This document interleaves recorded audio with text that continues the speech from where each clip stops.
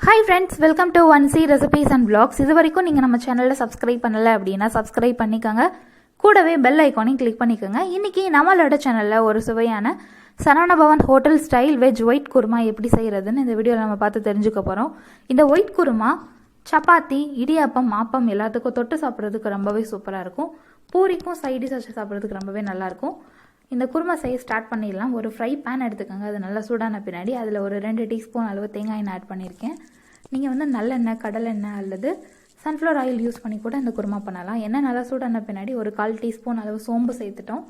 சோம்பு வெடிக்கிற சவுண்டு வரும் பொழுது நம்ம கட் பண்ணி வச்சுருக்கிற ஒரு மீடியம் சைஸ் பெரிய வெங்காயத்தை அதில் சேர்த்துடலாம்.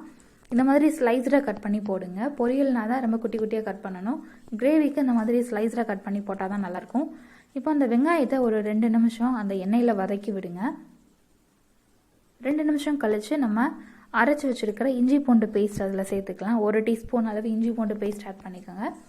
இப்போ இஞ்சி பூண்டோட பச்சை ஸ்மெல் போகிற வரைக்கும் அந்த வெங்காயத்து கூட சேர்த்து வதக்கி விடணும். அந்த வெங்காயம் லைட் பிங்க் கலர் வரணும். அந்த ஸ்டேஜ் வந்த பின்னாடி நம்ம காய்கறி எல்லாம் சேர்த்துடலாம். இந்த ஒயிட் குருமா பண்ணுறதுக்கு தக்காளி சேர்க்கக்கூடாது. ப்ளஸ் மஞ்சள் தூள், மிளகாய் தூள், மல்லித்தூள், கரம் மசாலா இந்த மாதிரி எந்த மசாலாவும் சேர்க்கக்கூடாது. பிளைன் ஒயிட் கலராக தான் இருக்கணும். இப்போ வெங்காயத்தோட கலர் மாறி இருக்கு. இந்த டைமில் நம்ம கட் பண்ணி வச்சுருக்கிற காய்கறியெல்லாம் சேர்த்துடலாம். ஒரு மீடியம் சைஸ் கேரட், அடுத்து காலிஃப்ளவரில் 1/4 பங்கு அளவு எடுத்திருக்கேன். அடுத்து ஒரு 4 பீன்ஸு, இது கூடவே வேக வச்ச உருளைக்கிழங்கு. நான் இன்னைக்கு பேபி பொட்டேட்டோன்னு சொல்லுவாங்க இல்லையா, அது எடுத்திருக்கேன். அது ஒரு 6 உருளைக்கிழங்கு எடுத்து தனியாக வேக வச்சு தோல் உரித்து மீடியம் சைஸாக கட் பண்ணி போட்டிருக்கேன். இப்போ நமக்கு பிடிச்ச காய்கறிகள்லாம் சேர்த்துட்டோம். அந்த வெங்காயத்தை கூட கொஞ்சம் நேரம் வதக்கி விடுங்க. இது கூட உங்களுக்கு விருப்பப்பட்டால் ப்ரொக்கோலி கூட சேர்த்துக்கலாம். ஆனால் நம்ம ஊர்களில் ப்ரொக்கோலி சேர்க்க மாட்டாங்க. இப்போது அந்த காய்கறியெல்லாம் வதக்கிட்டோம், லைட்டாக வதக்கிட்டோம். இந்த டைமில் நம்ம வேக வச்ச பட்டாணி அதில் சேர்த்துக்கலாம். நான் இன்றைக்கி காஞ்ச பட்டாணி யூஸ் பண்ணியிருக்கேன். அந்த பட்டாணியை ஒரு 8 மணி நேரம் ஊற வச்சு குக்கரில் சேர்த்து ஒரு 4லேருந்து 5 விசில் வரைக்கும் வேக வச்சு எடுத்த பட்டாணியை அதில் சேர்த்துருக்கேன். பட்டாணியை வேக வைக்கும் பொழுது கொஞ்சமாக உப்பு சேர்த்துருக்கேன்.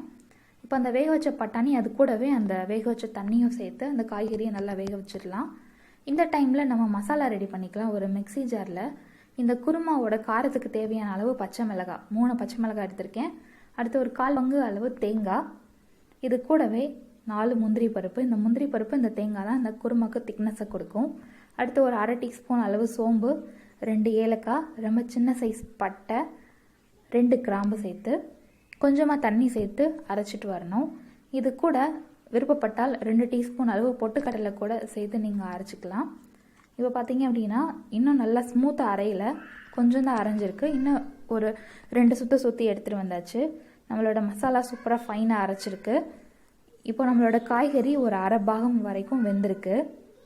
இன்னும் நல்லா வேகணும். நமக்கு பீன்ஸ், கேரட், காலிஃப்ளவர் இந்த 3 தான் வேகணும். உருளைக்கிழங்கு, பட்டாணி நம்ம வேக வச்சிட்டனால அது ப்ராப்ளம் ஆகாது.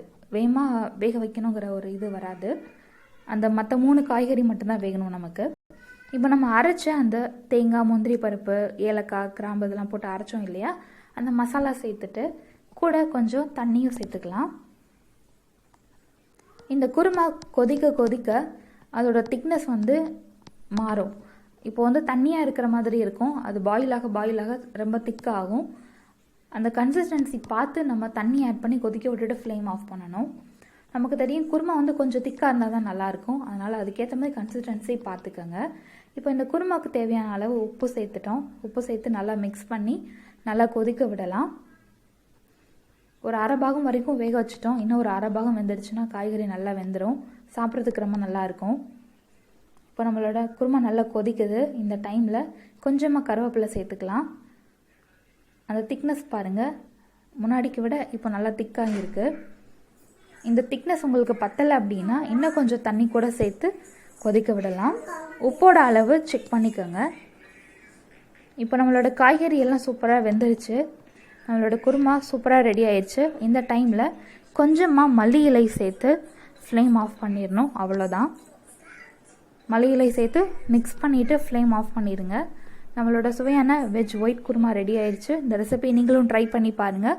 இந்த வீடியோ பிடிச்சிருந்தது அப்படின்னா இந்த வீடியோக்கு ஒரு லைக் கொடுங்க, எல்லாத்துக்கும் ஷேர் பண்ணுங்கள். மறக்காமல் நம்ம சேனலை சப்ஸ்கிரைப் பண்ணுங்கள். நெக்ஸ்ட் வீடியோவில் மீட் பண்ணலாம். தேங்க்ஸ் ஃபார் வாட்சிங்.